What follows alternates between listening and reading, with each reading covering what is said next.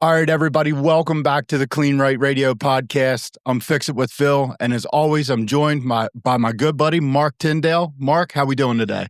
Phil, I'm doing great today, and we got Keith Lutz here today, and we're going to talk a little bit about the passion and excitement we saw at the Southwest show this year. Super excited. I mean, this is going to be fun. Yeah, just three guys chatting it up, talking about car wash. Keith, how you doing today? Well, I'm doing wonderful. And I tell you what, optimistic. Optimistic? That's how I'm feeling after the Southwest show. And the reason I wanted to get on this podcast with you is, you guys have been sharing the good news for the last year. I think you're doing an excellent job promoting the self-serve industry, and the optimism's real. You can really feel the wave of excitement at the Southwest show and our self-serve success seminars. And I think we just need to share that. We need to share how real the optimism is in the self-serve industry right now. Yeah, you could really tell at the seminar that we did down in Texas, you could feel the interest, that the drive that people had again, right? People were getting very engaged, asking a lot of questions. You could tell that they were definitely looking at how can I take this further, right? And I think that goes along with that optimism. People are out there trying to figure out how to do it better. Well, and the other thing I see is there's always people calling us, trying to improve what they're already doing. Mm-hmm. But on the other side of that, the quiet, successful ones are coming out of the weeds and sharing more. Yeah. I mean, that is the most exciting part. When they tell us their story and we're like, wow, you're actually doing very well, but they want to do a little bit better. Nobody knew about them. Right. And now they're getting out and getting involved. Yeah, we're getting back to a community feel, right? Everybody's willing to share their passion. Everybody's willing to share like what's working, what's not working. And there's, nobody's trying to hide it anymore. We've come out of that being afraid of the express market, right? And the self-serve IBA guys are coming out to the forefront and saying, look, we lasted. We're doing better than ever. We're having our best years. This is what we did. You guys need to jump on board. That's a great point. Yep. And that's always been, a trademark of the car wash industry is sharing with your neighbors. Yeah. People like to share and make sure that the whole community understands what they're doing to be successful. So I think that the case studies that we provide, the conversations and the forums that we're creating for the conversations, this podcast, and you guys have done a great job over this last year, and I look forward to what we have planned for 2026. I mean, we're just talking the industry up. I mean, we have to be optimistic. Yeah. Don't fear, compete is what we said a long time about the express market. It's a different model, and people are doing the right things, and the best operators are having their best years ever. Yeah, absolutely. And it's really cool to see a lot of people are trying new things, things that, nobody thought about before. Really kind of risking it for the biscuit and seeing if they can make a better foothold on something, whether it's vending or the way that they're promoting clubs or the way that they're doing vac time, all those types of things. People are trying new things and they're not being afraid of, hey, that might work or it might not work. They're trying it to see if it works, and if it works, they're shouting it from the rooftops. Yeah, they're adding functions. They're trying a new nozzle technology. Yeah, they're trying new pricing structures. They're trying a lot of different things. That is, frankly, I think there was a period where people just weren't trying. Yeah, I think people were shelled up. They were scared, and now that they've gotten through that wave of being nervous that it wasn't going to go well, they're willing to try these things, and it's working. Proven that it is working out for them, right? So as we look back over the last year, just some of the new technology and pump stands that we came out with, some of the new offerings that are out there. We did vendors in the Bay, right? That was a big deal. Nobody, I don't think I've seen anybody do that before. I know I haven't seen any posts on the Facebook groups or anything like that, or talk to anybody that's done that. So we put vendors in the Bay, and that has played out very, very well, right? Yep. We're seeing a resurgence of vending because we're bringing it back to the customer. So, we put that out there. There's some other operators that have had great success with that. You've had success. We've had success at our sites. And, I think rethinking how we've been doing things and doing them a little bit different to make it easier on the customer. Yeah, point of purchase. Easy, easy, easy. Yeah, we always have to make it easy for the customer. And I think, as we looked at everything that we've done, I mean, when you put the customer first in mind, it really forced us to make the decisions that would, kind of transform the vending. I'm right, because you're thinking, okay, why isn't vending going as well as it used to go, right? Mm-hmm. And then you think, well, look, there's people not going to change machines as much, right? Yep. There's you have cashless, you have bills out in the bay. People aren't going to the change machine, and that's where vending primarily was. Yep. Make it easy for the customer, return it closer to them, and I think that simple concept that just came up out of a conversation we've had. Mm-hmm. What a great success story. Yeah, we're going to try it at our IBAs next. I think that'll play pretty well. Yeah. The other thing I noticed over these last 2 years, and I think it's really healthy, is, some of the customers in the last 5-7 years were maybe sitting on the sidelines, maybe still successful, but now the OEMs are starting to wake up too and re-innovate their pump stands. They're competing again too, which is healthy for all of us. I mean, we make stuff, other people make stuff, but they're realizing that it is sliding back towards an innovation stage. Technology's increasing. Yeah. There's going to be I think there's a lot of exciting stuff coming out in the next couple of years. It's 2025, 2026, right? Yeah. We can't just offer the same to our customers, right? It's an experience. We're selling them an experience, and we need to give that to them. And the only way to do that is through innovation. Yeah, and the customers are much more discerning now. More picky. Go ahead. I was just when you said you can't give the same, right? That struck me. Lighting. Yeah. Let's talk about site lighting and lighting it up and bringing awareness to your wash through the lighting that you're using in your bays and your in bays. I mean, what the express market's been doing it, right? Mm-hmm. And you see that color in that, and just say, why don't we do that in the self-serve industry? Yeah. And some of the sites that we've done it on, I mean, it changed the drive-by. It definitely changed the drive-by. Drastic improvement, right? You can see it from miles away, and it truly draws you in like a moth to the flame. It's unbelievable. I mean, we did it, and it makes me want to go there at night. Yeah. Right? Yeah. So it has had a huge impact, and we've had customers reach out and actually just say, hey, thanks for putting the new lights in. It's great, right? I can see better. And we've had other customers say that I didn't even know that car wash was there. Yeah. Oh, right. Yeah. When you have somebody say to you, I didn't know that car wash was there. And we put we put the G&G color wash show in the bays, and now they're seeing it. Yeah. Like that is a remarkable difference. And you bolt that on top of like when we were in Alabama, I mean, I can't stop thinking about the Quality Thursdays, right? So this morning I actually tried to hire my retired father to do Quality Thursdays for Fastlane. Yeah. And he's still negotiating. Right? I'll blame him with you. I don't blame him. But I went through one of my IBAs on Saturday or Sunday, and we're getting them power washed again right now. But there's like mildew over one of the in-bay signs. Mm-hmm. And I was like, that's a daily thing. That's not something you wait to get power washed. And how do you train your team, your cleanup people, to walk by that decal every time they're there and wipe that decal down? Check the bays for the functions, make sure all the air dryers are working. Yeah.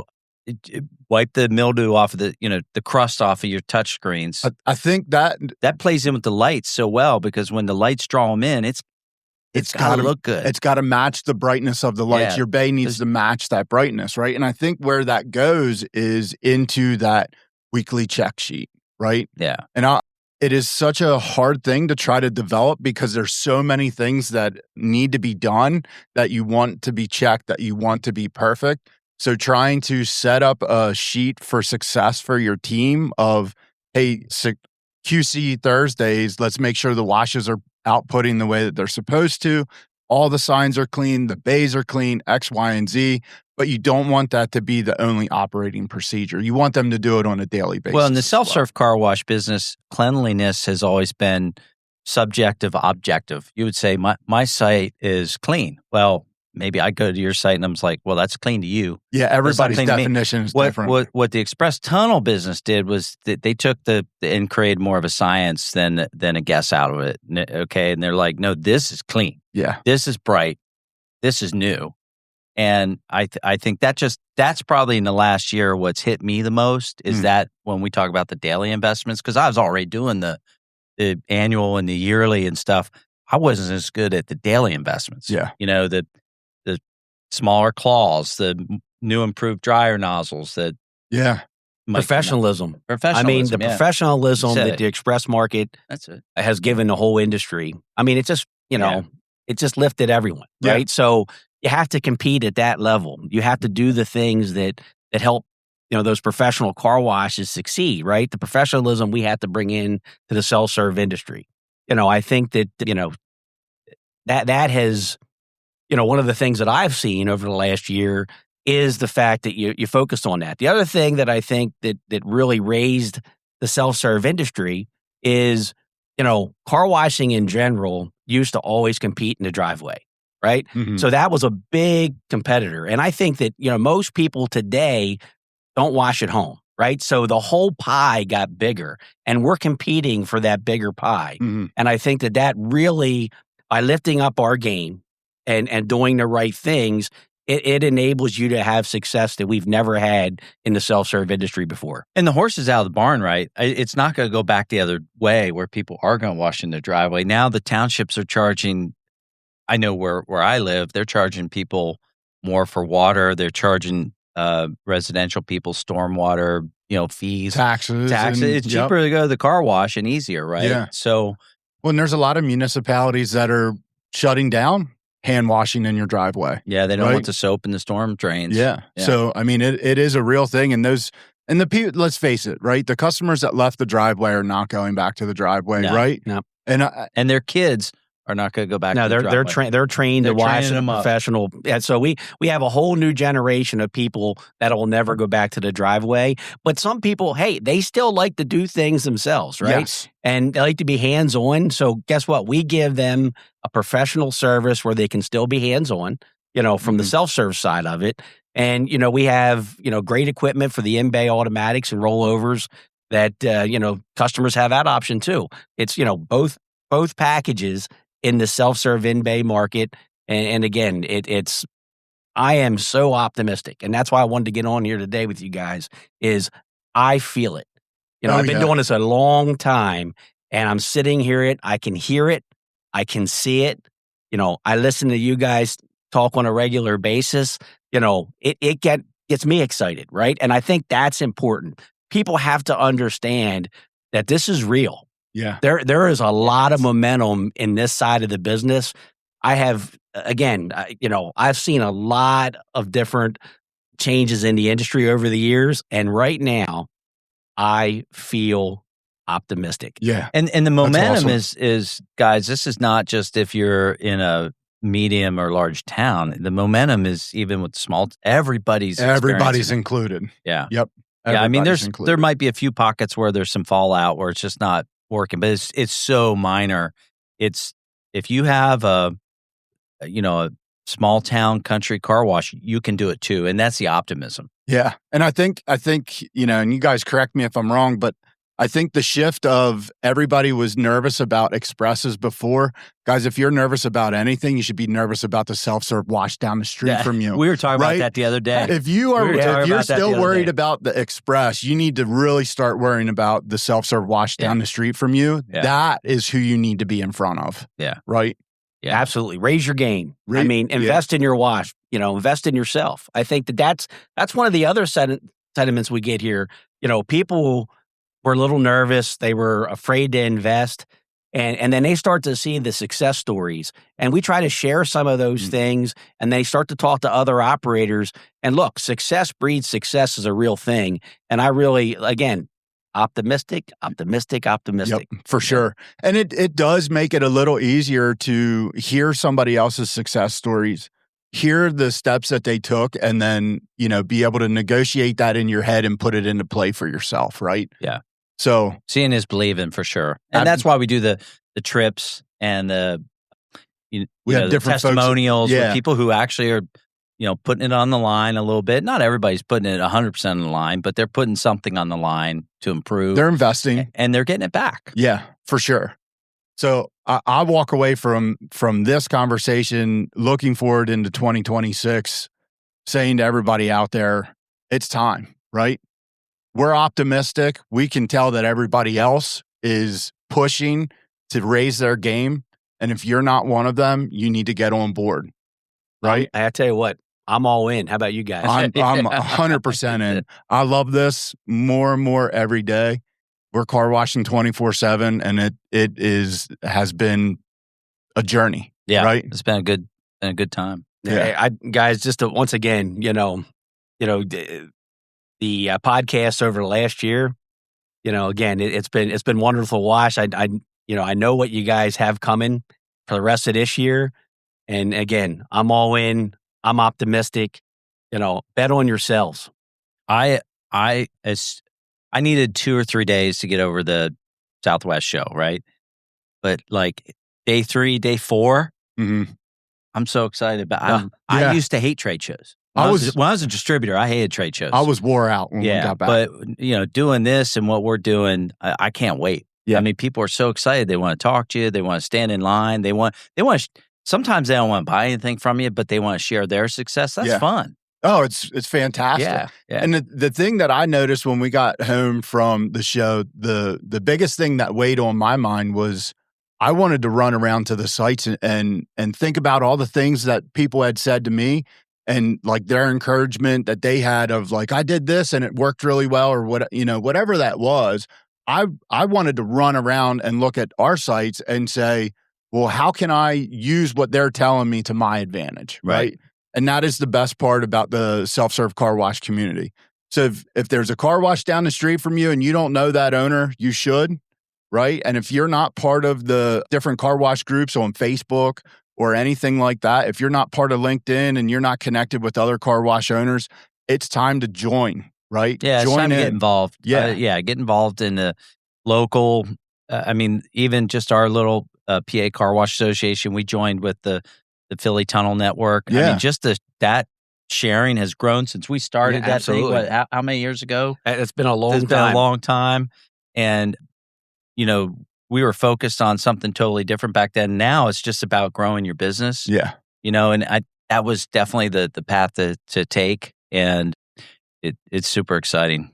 All right, guys, that's going to close up this episode of the Kleen-Rite Radio podcast. I just want to give a big thanks to Keith for being on with us today. Thanks, Keith. Hey, thanks for having me on. Guys, super excited about what you guys do. Thanks for, making me optimistic about the self-serve segment of the business. Thank you. All right. And thank you to Little Trees, our season sponsor. We have a bunch of great episodes coming out this season. We're super excited. And if you haven't tried something new, like putting Little Trees in a Tap Plus window front vendor right at your IBA and selling them for whatever, where it's point of use, try it. It works. It works. So to everybody out there, if you could like, share, comment, and subscribe, we'd greatly appreciate it. And in those comments, give us any suggestions of ideas that you have for episodes, things you'd like to hear us talk about, whether we're very up on that subject or not. We'll figure it out and we can have a good conversation about it. And until the next time, thanks. Thank you.